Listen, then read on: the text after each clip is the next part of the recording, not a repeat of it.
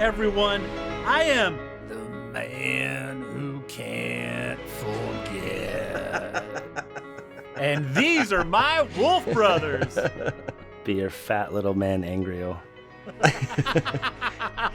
And I am your Tom's little toy guitar. Like, can you see the string on it? It's literally like string. It's a bard's sitar. It is not a sitar. That is a guitar. But is that because they don't have nylon strings in whatever fucking universe this is? Should have a harp. It's true. He should have a harp, but a flute. Oh. So it's already terrible. Thank the light, guys. We're out. Thank the light. Jeremy hates it.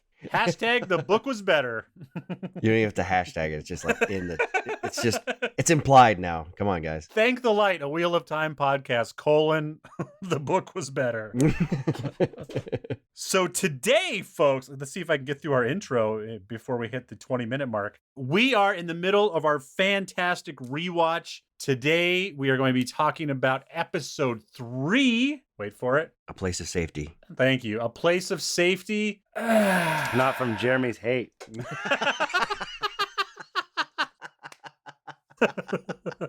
Justin had that one chambered all day long. I didn't actually. I really didn't. I didn't. That was off the cuff. It's even more impressive then. I was off the cuff. Just making people laugh with sadness. Let's start with the easiest question. How many notes did you take on this one? Lots, few, little? Same as last time. Yeah, I had quite a few. You guys are insane. This one, I enjoyed this watch, and I had my notebook out and I started to write a bunch. I don't know. I feel like I saw this episode. Like this episode was like, oh, I remember all of this. Like even episodes 1 and 2, I was like, oh yeah. And this one was like, yeah, I remember all that. That's cool. I don't know why. I don't know if it was, maybe it's just the simple fact that like Justin and I were like, no, because we would have crammed this in our first recording too. Can I give you my theory? Yes. My theory is the editor, when we rewatched that one, he left a lot of this episode in. Okay. If you go back and watch, because you have to leave in the part when Nynaeve shows up, you have to leave in the part where they run into the Tinkers, you have to leave in the part where Thom comes in. I mean, it's all there on the page. That makes sense. Yeah. So we've rewatched it like 4 times now because of that. And this episode had a lot of stuff in it that you just can't gloss over. You know, there's things that he had to leave in as far as story. Yeah, which is weird because it's one of the slower episodes, but so many people are being introduced and meeting up with new people and all that stuff and the fucking the dream. I forgot that Perrin, his weird little dream, which Layla fucking... She's going to be a giant red herring. Is she? That's what I was kind of getting to that. Is she just a big prop for Perrin's sad face? Or... Maybe. I don't know. I feel like I don't care anymore unless it's really good. So I'm just like, whatever. Oh, you'll fucking care. I feel like they're never going to address her, the hammer. It's just going to be like, man, she's gone now because he killed her. Is she the baby? She might be the baby. I was going to say, that's the difference between Jeremy's notes. Jeremy has like good like notes breaking down plot points and actual production. I just look for setup for dick and fart jokes. Nice. That's good. That's a skill. It's about all I bring to it. That's it. You should have seen my first one. It all started with stupid. I hate. This is terrible. For the first episode, I've calmed down a little bit. Half of my notes, Justin, are trying to come up with my outro, so I'm no better. That is the one thing I think about like all day. I'm like, what am I gonna say? What's it gonna be? My first note is the trials of Nynaeve. That's what I named this. Was there any of this cold open in the edit? No. Because I know there didn't need to be, but it was so great. Yeah, it was really good. Her face, she's just like, when she's waking up, you're just like, oh. And I totally, because it wasn't in the edit either, so I haven't seen it in a while, I totally forget that she kills a Trolloc. Like, I always just think she gets up and runs and just never stops running. But when she goes, which those like springs, because that pool that she hides in when she kills the Trolloc, looks very much like the special pool in the 2 rivers. It is. That's what it was. It is a special tool. Oh, is she still that close? Oh, Okay. That's right, because I forget they would have just drug her away a little ways and then got distracted. Yeah, she goes there because she knows where it is, and she's like, "Oh, I can hide there." And it's it's good for the continuity for the people who are watching it. Like, oh, I know where that is. And then that makes sense that then she was able to pick up Lan's scent. That I still don't understand. Oh, God damn it. Well, I was counting on you guys. That's one of my first questions. I don't understand. He said, I guess later on in the episodes, like when she says she basically tracks Moraine, not him, and that she has a tell like it's poker. Oh, she tracks Moraine? Yeah, like you did. Oh, you guys, she has a tell. She has a club foot. We did talk about this because we were like, oh yeah, somebody drags their foot or something like that. We talked about it. Like, she has a tell? That doesn't make any sense, but okay. Well, is it just because Aes Sedai can track each other and Nynaeve doesn't realize she's Aes Sedai yet, but she's picking up on that scent? So in the books, they can feel each other, and there's also certain things like Moraine tells Nynaeve that if you've healed someone, then sometimes you can sense their presence. But that doesn't happen. And so, I mean, they can do anything they want in the TV show, right? So they can be like, yes, they can feel each other over longer distances or whatever. But I don't think that's what it is. I think that it is actually that she's tracking them. Yeah, I thought maybe it was like a residual, thing of the power, but I doubt that Nynaeve could do anything like that. In the last episode, she says, Moraine has a tell. So that's how she tracked them. It is pretty awesome, though, how when the Trollocs in the water, and then Nynaeve comes up out of the water, like behind him. Like, oh, fucking predator. Yeah, she looks like the Predator. Yes. Before we get too far away from it, Trollocs are gross. And they're bad friends. Yes. Terrible friends. One guy's like, oh, dude, are you hurt? Man, I'm going to eat your guts. You know what's hilarious, though? Have you ever seen like animals in the wild? Like, say, like boars, wild boars. If one of them gets like hurt, they'll attack it. Really? There's this video where there's like a bunch of animals and they're all standing around, different animals, and I want to say it's like a zebra or something kicks a wild boar and like knocks it down, and the other wild boar jumps on top of it and is like starts attacking it. Jesus. Yeah, it's crazy. Like, it senses weakness. Which is cool that they're boars because, like, yeah, and almost all Trollocs, with whatever animal they are, they all seem to be a little boorish. Yeah, that's true. They all have tusks. They all have like, yeah, snouts. Except for the ones that have bunny ears. So they need more with bunny ears and fluffy tails. We need some more cute ones. Didn't you see? There are some ones with bunny ears, though. What? No, I did not see that. The one that is on all fours when Matt comes eye to eye with has like fucking rabbit. He's got bunny ears. He's got like fucking big rabbit ears. I thought that I must have thought that was horns. Maybe they're like really large, like horse ears or something. I don't know, but they look like rabbit ears to me, man. They're mule ears. All I can picture is Donnie Darko. Oh my gosh. Fucking that weird rabbit. Stupid rabbit costume. Fuck that rabbit. So our heroes are all split up. Lan, Moraine, and Nynaeve are now grouped up. Rand and Matt are on the mountains, and Egwene and Perrin are being chased. Well, not really chased by wolves. They're being herded by wolves. They're not wolves. They're like border collies. They're like just exactly. They just nip at their heels and they stop and then they run along their heads. Nope. Left. And they lick your wounds and turn you into wolf brothers. Did you guys? Yeah, if that's the way that is, I'm gonna be upset. Did you guys see the symbol in the pool after she killed the Trolloc? Yeah, I did. I noticed that too. Yeah. No. What? It turns into the Aes Sedai symbol. Does it? Oh, that's two they did in this episode then. Yeah, because it's got the one where the chick bleeds and then it goes into the trees. Yeah, but it doesn't turn into a symbol, does it? The Aes Sedai symbol. It has like a dragon fang at first, kind of. Oh, okay.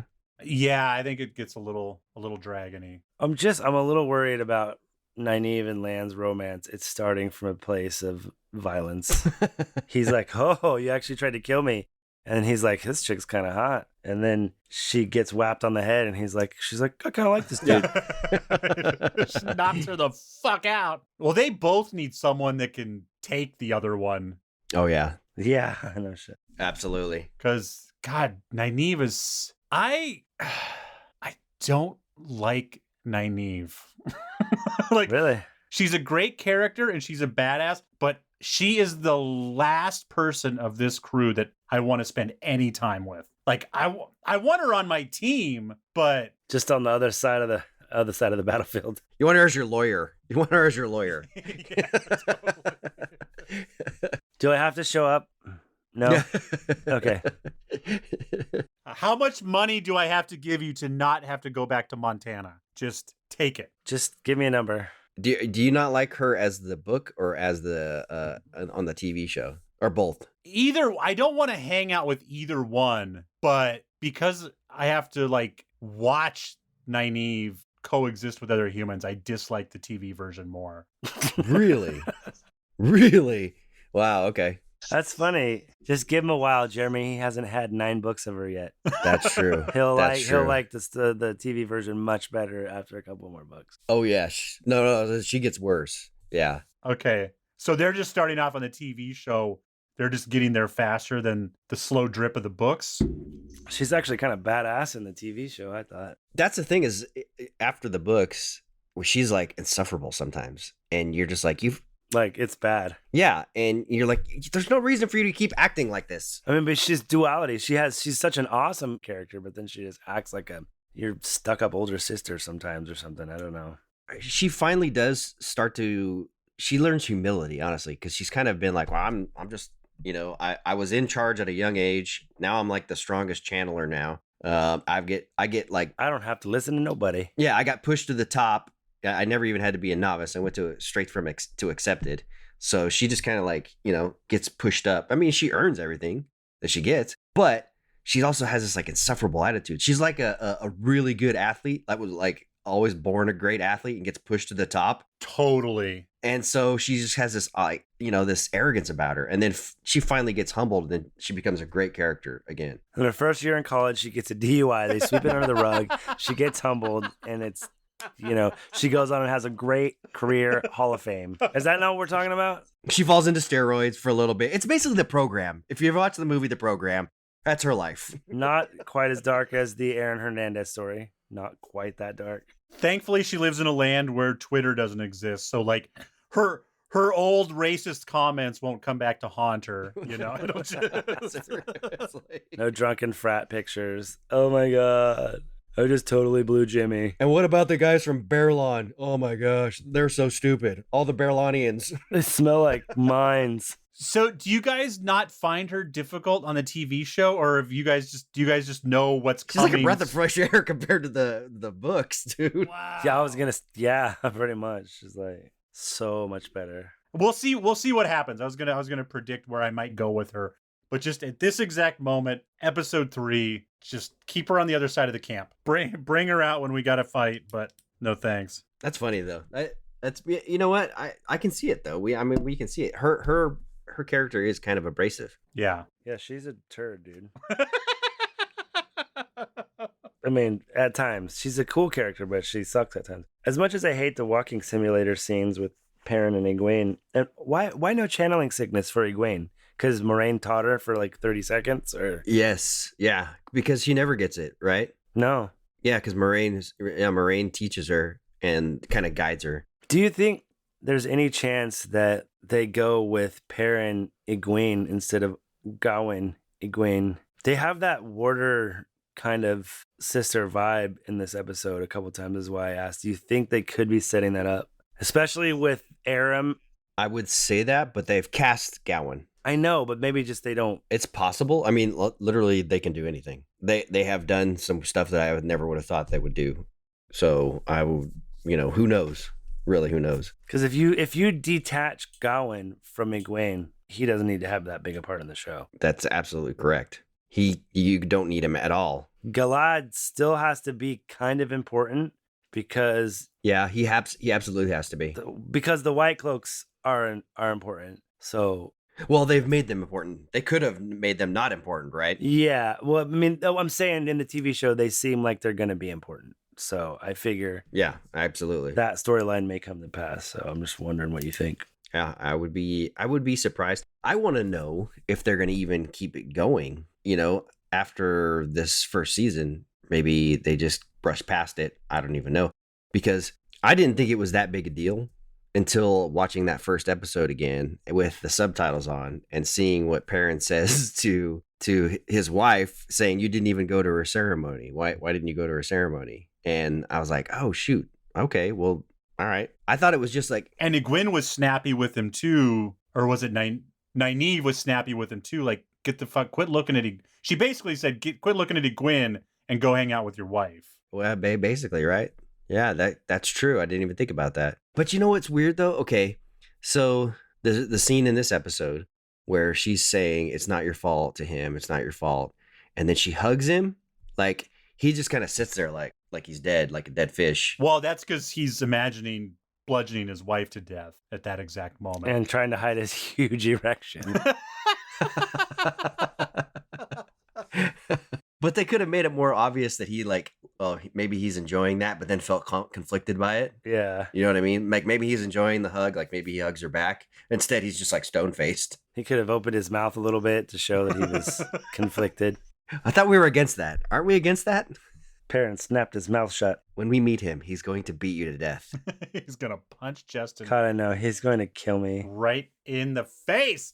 We're gonna get it on camera. Shit's going I do it out viral. of love, Marcus. I love you, Marcus. You big sexy blacksmith. He's just trying to capture Perrin's character, as Desmond pointed out in the clip that he sent me. That's true. You have to tell him what happened because nobody else knows. Oh yeah. So I found a clip a little more than halfway through the Great Hunt. They said something about Perrin snapping his mouth shut to keep his jaw off the floor or something like that.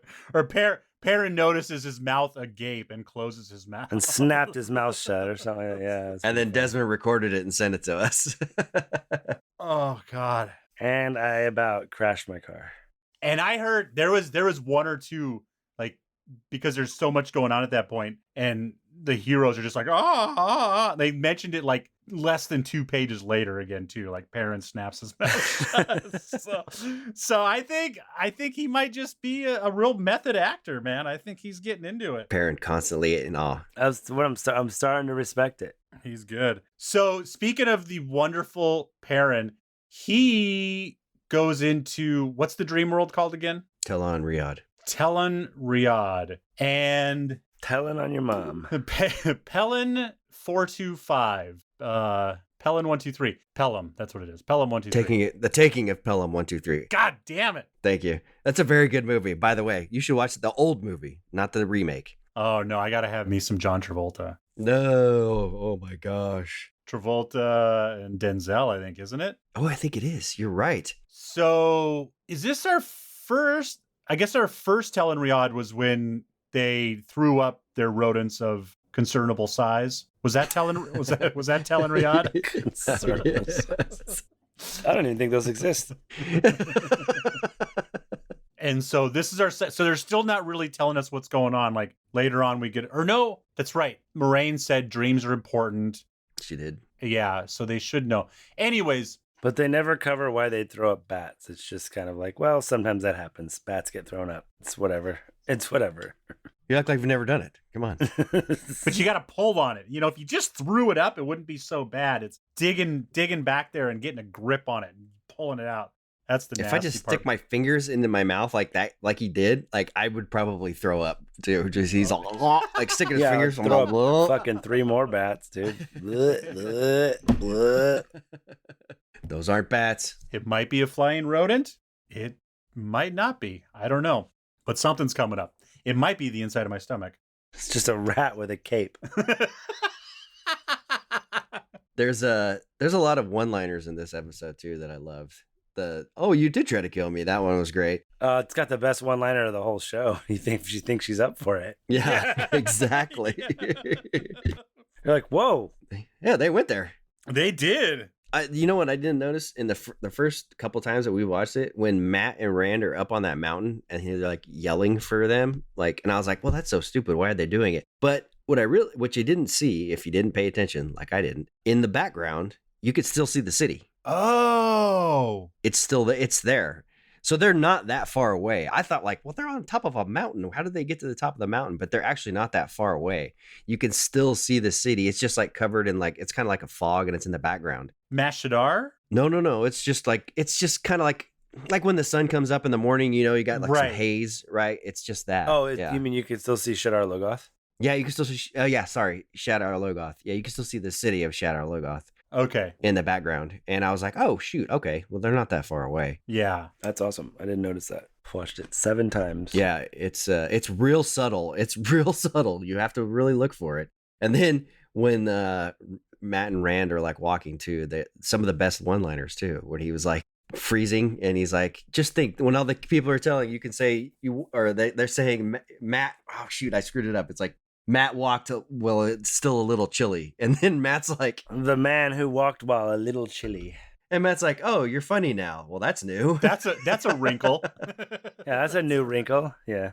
Yeah. That's what bugs me, man. Like, he is the best actor, the best character. I mean, maybe he has the best lines. So hopefully the new guy who's going to play Matt. This was the episode where really he starts to shine as Matt. I have that in one of my notes. I'm just like, this is where he really... I thought he was good in the first 2 episodes too. I still think he's the... No, he was, but I think that he really just kind of like, you really see it. Like, he gets a few lines with it, like, you get to see the intensity on his face, and he fucking looks a little crazy at one point when he's talking to Rand. It's like, he's like, why? Oh, the dragon reborn? And he's just looking all like, you're like, oh, you know what? Maybe you do need a nap, brother. And then when he's talking to the barmaid, he's like, I'm usually the one drinking.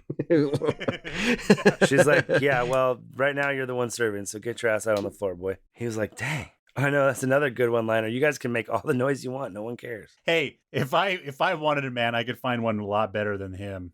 Exactly. It was so weird to me that of all the, I don't know if you guys watched the Previously On, but on the Previously On part, they made it a point to show when Matt's mom says you're going to grow up just like him, a real prick. Mm. And it's like, why did they show that? Because I guess he was kind of a prick in this episode. Yeah, he was. And they wanted to give that reasoning, but I don't know. I just thought that was an interesting point to touch on. Just be like, hey, don't forget about this going into this episode, especially because, like I said, it's not part of the book, so they're like letting everyone know, like, hey, this is kind of his motivation for being a bad dude. Which, unfortunately, I think they're going to. I think the asshole has to. I mean, even if he's a fun-loving asshole, he's got to come from a broken family to not come off as a jerk. Like, if he's Bender from the Breakfast Club, then we all feel sorry for him. But if he's Lane from Pretty in Pink, then he's just an asshole.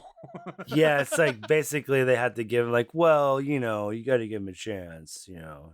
He loves his sisters. His parents are shitty. He doesn't know any better. Did anybody else notice the size of Moraine's, or I guess Nynaeve's herb kit? So she managed to hang on to her herb kit while she got drug away by that fucking Trolloc. I did. I thought the exact same thing. I was like, where was that hiding while she was getting... Like none of them broke or nothing when you were just trucking down that hill? Well, you think that she came straight from being there to going... you didn't think she stopped at her house, maybe? No, probably not. No, she probably went home. Like I said, you have serious analysis. I'm just looking for jokes.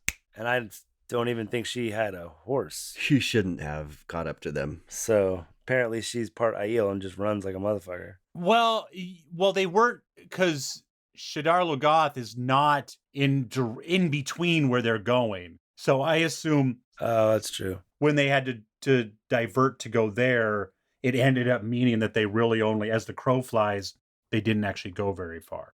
That's my guess. She's like, I lost our trail for a minute. Oh, here it is. Cool. Let's just skip that really, shitty place with that's like possessed. But Breen Spring, that's what I was trying to come up with. When they were hightailing out of Breen Spring after Thom puts that dagger in her throat, like apparently they go back a half a mile to get all of Matt and Rand's shit, because Rand doesn't have his coat on. But like, are they just gonna walk through town and no one's gonna be like, hey, why are you chasing? Where's our barmaid? Don't go back down that alley. She's definitely not there. Don't worry. She'll be back in a minute. She's totally asleep. She's just really tired. She had a long day. Let me just tell you this. She was up for it. I think she had to be up for it. That's kind of like being a Dark One's minion. You kind of got to be up for it. So is someone like that recruited in the last couple weeks as things start taking off? Or has she been a dark friend from days of way back, just biding her time? I feel like she's pretty deep into it. I don't think that's a fresh one. I think she's been probably, one of those kids that starts, wearing leather coats at 12 and just never grows out of it. And so is she lying about her backstory, or has she been living in this shithole town hoping someone... she's probably been there and just like, ugh, I don't have nothing. There's no way else out of here. She probably saw it as a way out, right? Yeah, exactly. Oh, I can do this. Maybe I'll get some, power. So she took she played the long con. It's just been, she sold her soul to the devil 20 years ago, and it finally paid off. Yep. I mean, it might have been paying off the whole time. She just had to do something else this time. I mean, I guess if you get to hang out in Dream World, then, you get to go anywhere you want, kind of, don't you? Kind of. Maybe. Well, they're not really in Dream World. They just kind of like come to them in the dreams. Yeah. So then they get to like hang out. You don't want to go there when the Forsaken like take you there. It's usually not good. It's not fun. Yeah. They're usually like, hey, I got a task for you, and if you don't do it, then I'm gonna skin you alive. Yeah, I'm gonna make your blood turn into beetles and come out of your face. Then we're gonna go bowling and eat nachos, man. That's not, the dark one doesn't do nachos. He doesn't like amazing things like nachos. It gives him indigestion. Not even burnt nacho. They're nachos, but all the tortillas are burnt, and the salsa's hot as fuck. He likes tachos, not nachos. Oh my god, he is the dark one. That's a bad dude. What are tachos? What? Shut up. What are tachos? I bet you could figure it out if you think about it. Oh, tachos. Oh, tachos. Oh, you said tachos, and I was like... Tater tachos. Okay. Like Taki tachos? Nachos? Yeah, that's what I was thinking. I was thinking Taki tachos. Neither one of you got it. Sorry. It is kind of a Pacific Northwest thing, probably. No, it's not. It's just a West Coast thing. Well, you know what I watched last night? I watched a pizza cooking competition where they made these they get a different group of people on every time to make pizzas. And so for the first episode, they got Nonas on there. They got like old Italian grandmas on there to do their pizzas. And the first challenge, this was so fucking cruel. They had to do some new fancy, what do they call it? Basically a TikTok challenge of pizza making. Oh God. It may as well have been a TikTok challenge. So one of them had to make basically like an ice cream cone.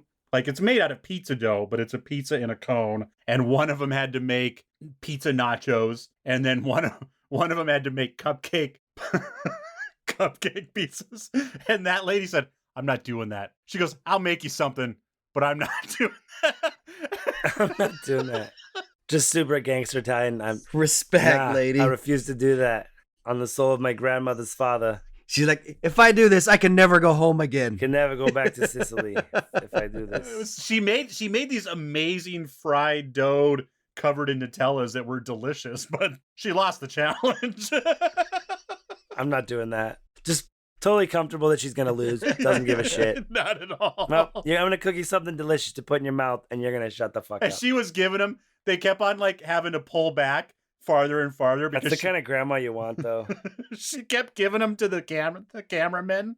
And like the cameraman's like trying to film, and she's like shoving these fucking things in their face. Eat it. It's delicious. Oh my God. Italian as fuck. It was fuck your pizza cupcakes, you fucking savages. As she flips both of them, gives them double birds on the way out. I'm not gonna do that. Just so back to Perrin being in Dream World. 20 minutes later. Did you catch the fire eyes in the corner of the window? Not the corner fire eyes. Oh no, I totally didn't see that. Desmond, do you even watch the show? Is there any significance to the fire eyes like being his eyes for half a second? That's just balls. I mean, no, there is. Perrin's eyes? No, not Perrin's eyes. In Balzaman's eyes, there is. It doesn't come until way later in the book. But it's a Really? What is the significance of that? So it's a consequence of using the true power. Oh, rad! Oh, right. Because what happens is like you start to get this like you get these like inky black spots that like start to come across your eye if you use the true power all the time, and eventually it just like burns your eyes out, and then they look like fire. Have fire eyes. Fire eyes. Yeah, I'm still confused by the wolves and Perrin and stuff. Do you think Elias is like with the wolves right now and they're just not showing him, or? No, I'm pretty sure what they're gonna do is Fatty, sorry, that they're gonna use him as the Huron character. Yeah, Sniffer or whatever. Yeah, so he's probably just in Valdara or whatever. That makes sense. I mean, it makes more sense. I mean, Huron's a good character, but Elias is absolutely necessary. Tom's intro is so good. The man who can't forget, though. God, it's so good. Do you really like that song? I was not a fan. Oh, really? Well, it's about the dragon, right? Yeah, it is. Isn't it about the dragon? I don't know. It starts off probably not about the dragon, then it ends up as the dragon. Yeah, I just love how disgusted he is when he's done singing. He's just like, I'm out. Like, just like basically mic drop. He just throws his guitar down. Just, I'm out. I'm going to get fucking wasted. Did you notice too when he's like walking up there to play the song? It sounds like he's wearing spurs, but he's not wearing spurs. Yeah. Yeah, it's all chink, chink, chink. He's got gilding on his boots, man. Yeah, later when Matt's trying to like steal the money from the dead Aielman, when he shows up, they show his boots and it's all ching, and it's like it's this Western music starts playing too. I never noticed that before, and I was all, what are they trying to say? He's like a cowboy? I don't get it. Another thing that made me laugh was when they're asking the barmaid for help. Like they go into the kitchen and she's like, "What do you need?" And then she's scraping all the leftovers back into the pot. And Rand is watching after he ate the soup. He's just watching her. He's like looking sick. Oh yeah, that's literally one of my notes. I'm like, her kitchen is not up to code. She's gonna get an unsatisfactory from the health code people. She learned that straight out of fucking the Griswold playbook.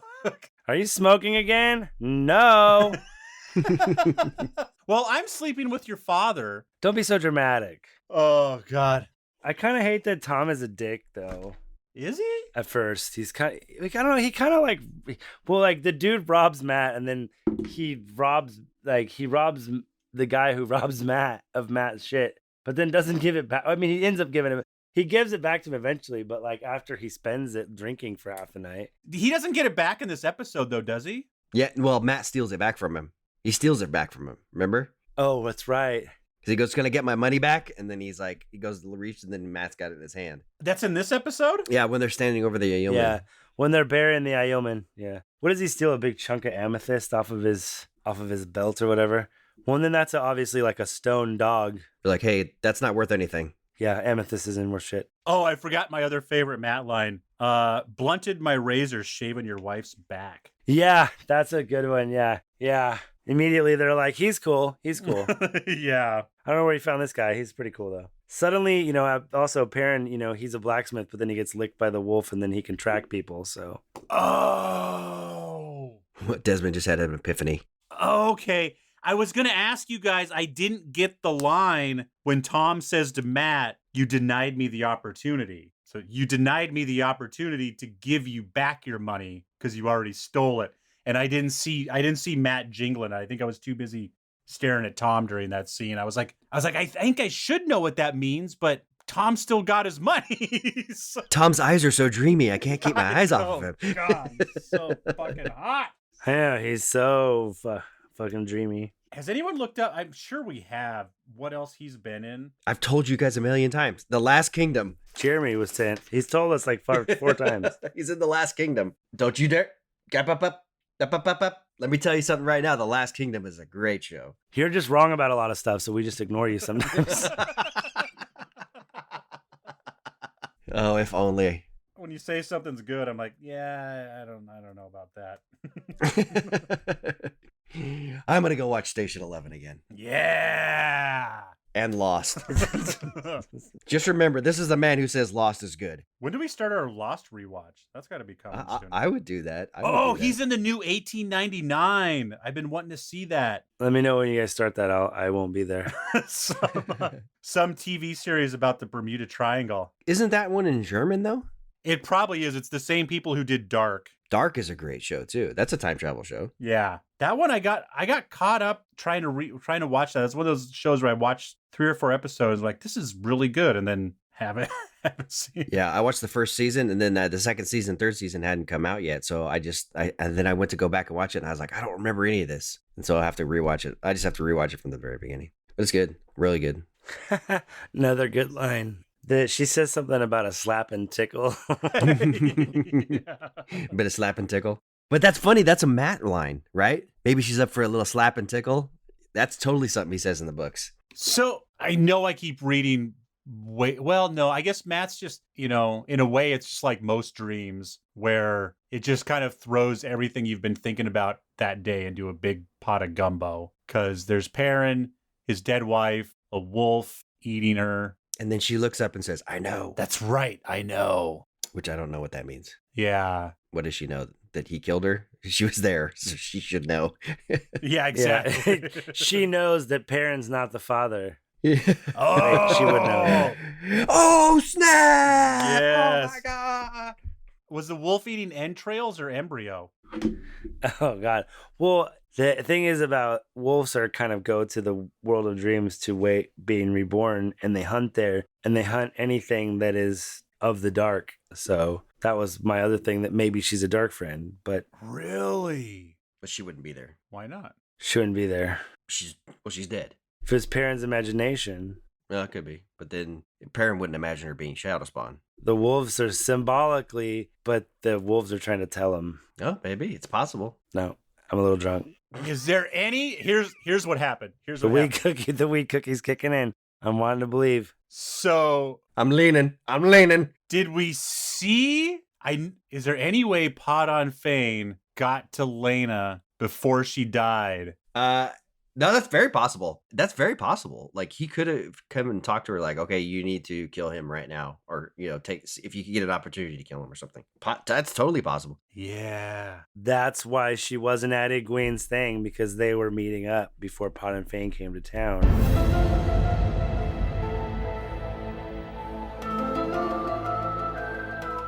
Oh, okay. First of all, last two things. Logain Bish, he's epic. When the entering of the Aes Sedai camp and Logain at the end of the episode is pretty awesome. One of my theories about Rosamund Pike doing the Irish accent for the Tinkers, did you notice they all have Irish accents? Oh, do they? They all do, yeah. They're yes, like they all have Irish accents. fucking Tinkers. Fuck Aram. Aram's a bitch. Perrin don't like Aram. Aram's a motherfucker. Whoa. Aram's gonna cause problems. I'll tell you, Aram is gonna cause problems. Oh, really? Aram's a motherfucker. Oh. And he's kind of he's got some serious stalker vibes for Egwene. You know what? And he falls in love with everybody that Perrin hangs out with. All the Perrin's. Oh, the that's women, true. All the women that Perrin hangs out with. Maybe that's why Perrin killed Layla, because Aram came through, did the dirty with her, and he was like, "That's who the daddy is. I'm sick of this crap." No. That's hilarious. We see everyone use their power in the. Oh, we don't see Nynaeve. Well, Rand channels for the first time in this. Rand channels and Egwene. Eggy channels, she gets the fire going. That's true. Yeah.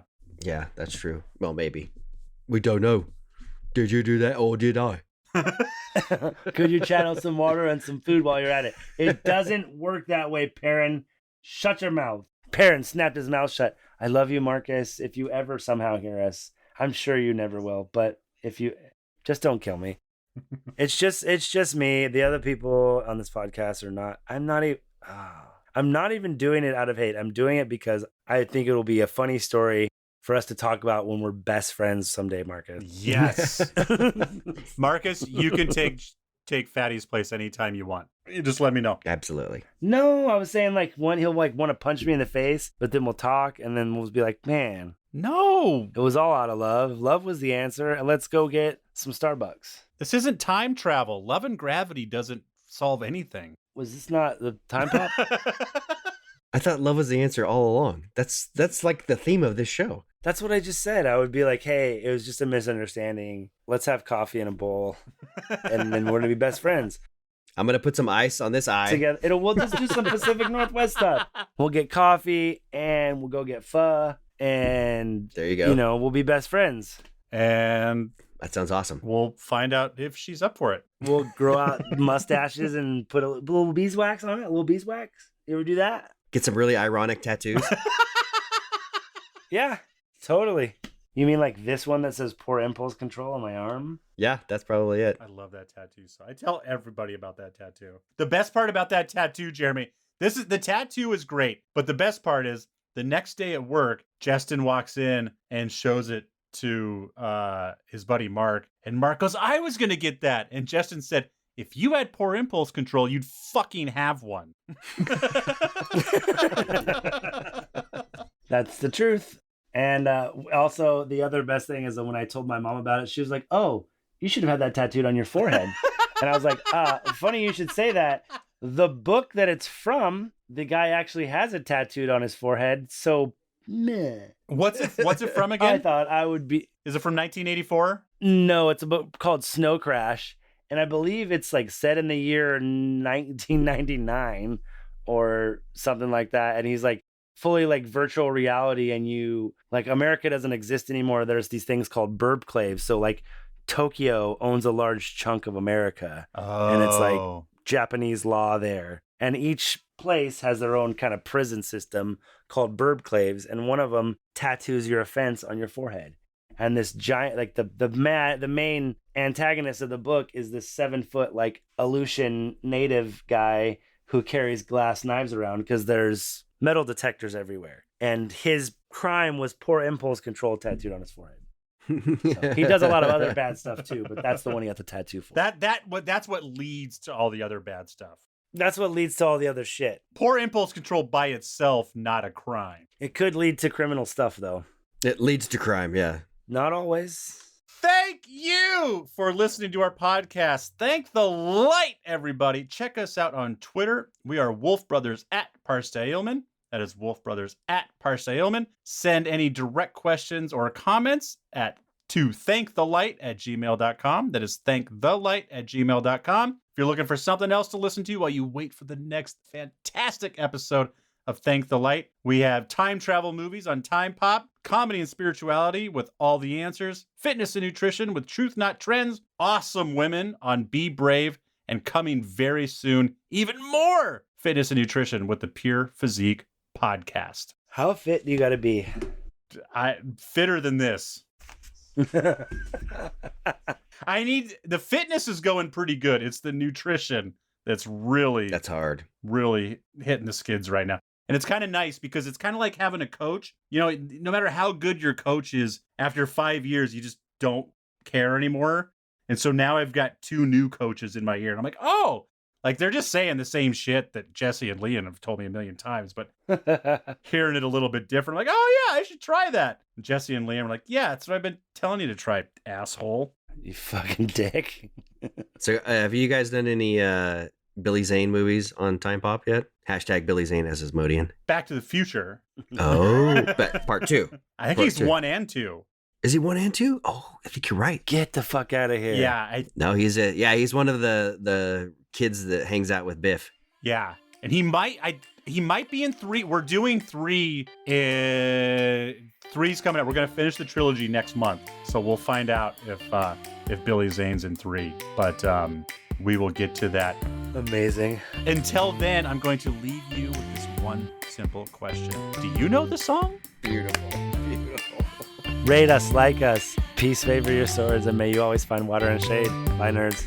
I am not average, I am not ordinary, I am a masterpiece, you know I do it for me, I am not perfect, no that's imaginary, but I'm a masterpiece, you know I do it for me, and all my colors and paints, all my lines and my shapes, every move that I make, I am not basic, it's self-explanatory, I am a masterpiece, you know I do it for me.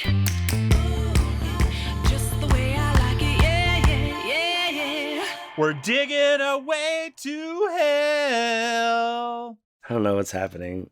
I do not know what's happening. Mixed and edited by Desmond McNeese for We Mixed It, LLC. Go to whatsoundsawesome.com